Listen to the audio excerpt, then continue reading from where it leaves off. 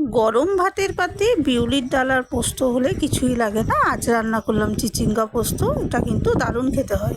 চিচিঙ্গা ধুয়ে খোসাটা চেঁছে নিয়ে এইভাবে কেটে নিয়েছি। কেটে এবার এই নুনটা দিয়ে ভালো করে মেখে নেবো। এতে চিচিঙ্গা থেকে জল বেরিয়ে চিচিঙ্গাটা নরম হয়ে যাবে। সর্ষের তেলটা গরম করে নিয়েছি। এখানে 5 ফোড়ন আর শুকনো লঙ্কা দিয়ে দিলাম। ফোড়নটা একটু ভেজে নেব। ফোড়নটা ভেজে নিয়েছি। এবার সেদ্ধ করে জল ঝরানো আলু এর মধ্যে দিয়ে দেবো। আলুটা দেওয়ার আগে আমি একটু নুন মিশিয়ে দিয়েছিলাম।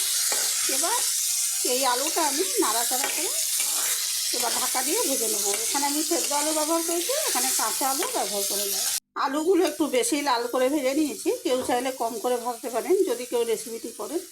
এবার আমি নুন মাখিয়ে রাখা চিচিঙ্গাটা দিয়ে দেবো। এই যে জল সহ যে জলটা বেরিয়েছে, নুন মাখানো চিচিঙ্গাটা জল সহ দিয়ে দিয়েছি।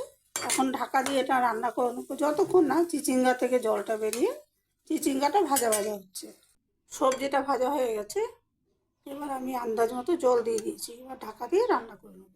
ঢাকা দিয়ে রান্না করে নিয়েছি। সবজি সেদ্ধ হয়ে জল শুকিয়ে গেছে। এবার বেটে রাখা পোস্তটা দিয়ে দিলাম। এটা ভালো করে মিশিয়ে নেব। পোস্ত বাটাটা ভালো করে মিশিয়ে নিয়েছি। এবার এখানে যোগ করছি কাঁচা সর্ষের তেল। এটা না দিলে পোস্ত স্বাদই আসবে না। এবার এই কাঁচা সর্ষের তেলটা আমি ভালো করে মিশিয়ে নিচ্ছি।